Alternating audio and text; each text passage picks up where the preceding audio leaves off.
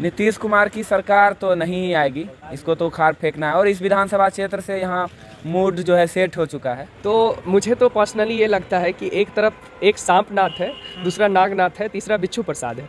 आप चुनिए किसी को, आकर के आपको ही डसेंगे। अगर उन्हें महिला सशक्तिकरण की बात की, लेकिन जब यही नीतीश कुमार, जब मुजफ्फरपुर शेल्टर होम कांड होता है और लगातार जगह जगह बलात्कार की घटनाएं हो रही होती हैं, और उस शेल्टर होम कांड की जो मुख्य आरोपी थी मंजू वर्मा, उनको फिर से टिकट दे दी जाती है। पर बिजली की समस्या ऐसी है कि आपके पीछे ये जो गली है, इस गली में अंधेरा है ना। ये सुशासन बाबू का सुशासन है।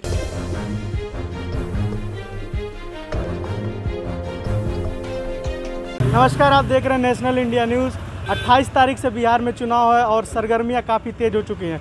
इस समय हम पटना के बिहार के दीघा विधानसभा सीट पे हैं और यहाँ पर कुछ युवा हमारे साथ मौजूद हैं। इनसे जानेंगे क्या है पटना का रुझान, पटना की जनता, पटना की जो युवा है और बिहार का जो युवा है, किसे इस बार चाहता है कि बिहार का चीफ मिनिस्टर वो बने।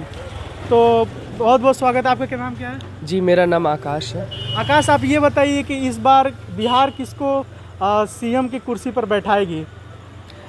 देखिए, सीएम की कुर्सी पर बैठाने वाली बात है तो मुझे तो पर्सनली ये लगता है कि एक तरफ एक सांपनाथ है, दूसरा नागनाथ है, तीसरा बिच्छू प्रसाद है। आप चुनिए किसी को, आकर के आपको ही डसेंगे। अगर आप इतिहास उठाकर देखते हैं, हमने जिस लालू की 15 साल की सरकार को देखा, एक जंगल राज था, जिस जंगल राज में आए दिन हत्याएं, लूट और भ्रष्टाचार अपने चरम पर था, जातिवाद की राजनीति अपने चरम पर थी। लेकिन इसके बरक्स हमने 15 साल सुशासन बाबू यानी नीतीश कुमार की सत्ता को भी देख लिया। नीतीश कुमार की सत्ता ने भी जिस तरीके से तमाम वायदों की धज्जियाँ और ख़ासकर महिलाओं के नाम पे उन्होंने जो 7 निश्चय, जिसमें से महिला को सबसे प्रमुखता दी गई, स्त्री प्रश्न को उन्होंने बहुत प्रमुखता दी थी। उन्होंने ये कहा था कि शराबबंदी करेंगे क्योंकि यहाँ की महिलाएं कह रही हैं, उन्हें महिला सशक्तिकरण की बात की। लेकिन जब यही नीतीश कुमार, जब मुजफ्फरपुर शेल्टर होम कांड होता है और लगातार जगह जगह बलात्कार की घटनाएं हो रही होती हैं, और उस शेल्टर होम कांड की जो मुख्य आरोपी थी मंजू वर्मा, उनको फिर से टिकट दे दी जाती है। तो इस रूप में अगर हम देखा जाए तो अब चाहे लालू की सत्ता रही हो या नीतीश की सत्ता रही हो, गरीब आम आबादी जनता के लिए कुछ नहीं मिला और दोनों ने जातिवाद की राजनीति को प्रमोट किया है।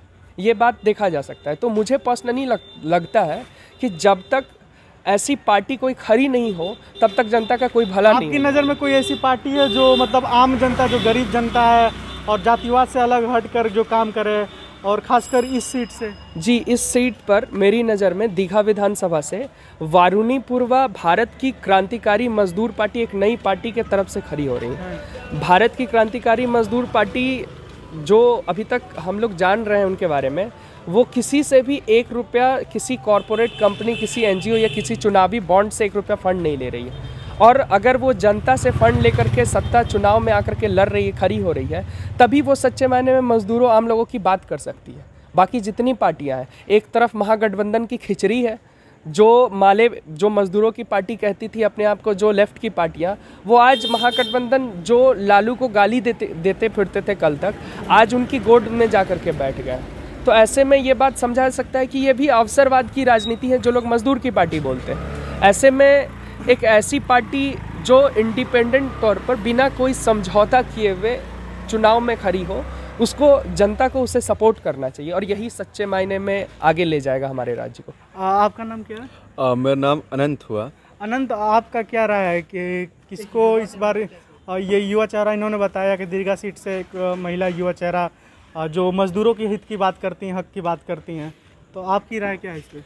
हाँ बिल्कुल, आज देखें तो संसद भवन के अंदर में या विधानसभा के अंदर में जिस तरीके के लोग हैं, मतलब कि उसमें से 90% लोग करोड़पति होते हैं।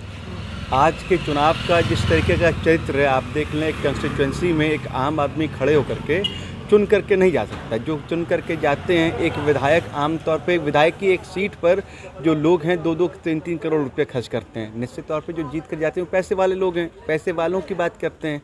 ऐसे में जो जनता 8 से 10 हज़ार रुपये महीने के हिसाब से अपने जीवन गुजर बसर करती है, उनके हक अधिकार की बात वो क्यों करेगा?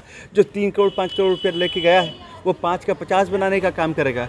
तो आम जनता के हक अधिकार की बातें वैसी पार्टियां कर ही नहीं सकती है जो इतना पैसा खर्च करके जाती है, और उनको यह पैसा पूंजीपति, पैसे वाले जो अमीर लोग हैं वो देते हैं। वो उसके बाद उनके लिए नीतियां बनाएगी। वो लोग जब जीत के जाएंगे उसके बाद अपनी जेब को भरने का काम करेंगे। ऐसे में यहाँ पे जो लोगों की समस्याएं हैं, आप देख लीजिए कि यहाँ पे पानी की कितनी समस्या है, पानी सप्लाई नहीं मिलता। यहाँ पे एक स्कूल में 3 स्कूल के बच्चों को ठूस करके पढ़ा दिया जाता है। यहाँ पर बिजली की समस्या ऐसी है कि आपके पीछे ये जो गली है, इस गली में अंधेरा है ना। ये सुशासन बाबू का सुशासन है कि जनता तक जो बुनियादी चीज़ें हैं वो तलक बिजली है नहीं कि बिजली वहाँ पे पहुँची नहीं।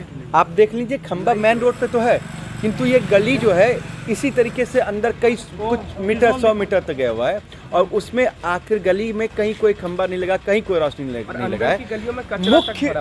अंदर की गलियों में कचरा भी भरा हुआ है। मुख्य रास्ते को छोड़ दें, आपको चमचमाता हुआ दिखता है। कोई मीडिया का कैमरा बाहर से आता है, इन स्ट्रीट लाइट को देख के वह सुशासन कुमार करके चला जाता है। लेकिन इन गलियों का जो अंधेरा है, इन गलियों में जो सड़क का अंधेरा है, इन कमरों में रहने वाले जो नौजवान हैं उनकी ज़िंदगी का जो अंधेरा है, यहाँ पे रहने वाले जो मजदूर घरेलू कामगार हैं उनकी ज़िंदगी का जो अंधेरा है वो नहीं दिखता। आखिर ऐसा क्यों? बस इसलिए कि इधर मजदूर गरीब रहते हैं इसलिए यहाँ पे अंधेरा है, या कोई बड़ा नेता इस गली में नहीं रहता इसलिए यहाँ पे अंधेरा है? हाँ बिल्कुल, आप समझ सकते हैं कि ये जो दीघा विधानसभा सीट जो है ये वो सीट है जब क्या बिहार का मुख्यमंत्री भी इसी संसदीय विधानसभा क्षेत्र में उसका आवास रहता है। तमाम बड़े बड़े जो नेता मंत्री हैं, मंत्री महोदय वगैरह जो हैं आप जानते हैं वो इसी इलाके में बसते हैं। आप उनके इलाके को जाकर के देखिए, एक वो दीघा है, दूसरा दीघा आपको देखना है तो इन गलियों और इससे भी आपको आगे देखना है तो आप पार करके चले जाइएगा। बिंद टोली, एक बिंद टोली नाम की जगह है, आपको दिखेगा किस तरीके से हमारे समाज के हिस्से को काट करके रख दिया गया है। उनको मुख्य धारा के लोगों से रोज़ मिलने के लिए बड़ा सा नाला पार करके आना पड़ता है, उसमें नाव चलती है नहीं तो कीचड़ में डूब करके आना पड़ता है। जिस विधानसभा क्षेत्र में मुख्यमंत्री रहता हो, तमाम मंत्री रहते हो, उस विधानसभा क्षेत्र की यह दुर्दशा है। तो आप समझ सकते हैं स्थिति कैसी है। आपको क्या लगता है नीतीश कुमार की सरकार आएगी? नीतीश कुमार की सरकार तो नहीं आएगी, इसको तो उखाड़ फेंकना है। और इस विधानसभा क्षेत्र से यहाँ मूड जो है सेट हो चुका है। जो हमारे बीच हमारे संघर्षों में जो खड़ा रहा है, वारुणी पूर्वा हम लोगों के संघर्षों में खड़ी रही है, इस इलाके में लगातार काम करती रही है। हम लोग उन्हीं को चुनेंगे, उन्हीं को अपना वोट देंगे। आपका क्या कहना है? जी बिल्कुल सही कहा इन्होंने कि आज जो पूरी राजनीति हो रही है, धनबल, बाहुबल और जातिवाद की जो राजनीति पूरे बिहार में भी देखने को मिल रही है, इसमें एक ऐसा मतलब ऐसा विकल्प सामने आया है जो असल मुद्दों पर बातचीत कर रहा है। और बिल्कुल वोट देने का अगर सवाल है तो बिल्कुल उसी को वोट जाना चाहिए जो असल मुद्दों पे बात करे, जो बेरोज़गारी पे बात करे, जो हाँ जी वारुणी पूर्वा को जो अभी खड़ी हुई है दीघा विधानसभा क्षेत्र से, तो हमारा वोट तो उन्हीं को जाएगा। उनकी कुछ चीज़ें कुछ मांगे तो एकदम एक नौजवान होने के नाते, एक युवा होने के नाते हमें एकदम समझ में आई। 2-3 बातें जो मुझे लगता है कि मैं आपके सामने दोहराना चाहूँगा, साझा करना चाहूँगा। वो बात कर रही हैं कि हर किसी को पक्का रोज़गार दिया जाए, पक्के रोज़गार को हर मतलब जो काम करने योग्य सक्षम हाथ है उसको पक्का रोज़गार दिया जाए। अगर पक्का रोज़गार नहीं दिया जाता है तो जाकर के कम से कम 10,000 रुपया प्रति माह के दर से बेरोज़गारी भत्ता दिया जाए। विधानसभा में भगत सिंह राष्ट्रीय रोज़गार गारंटी कानून एक कानून की प्रस्तावना बतला रहे थे कि उसके तहत ये सारी मांग थी कि ऐसे कानून को पारित करे, उसको लागू करवाने का काम सरकार करे, क्योंकि रोज़गार का अधिकार तो जीने का अधिकार है ना।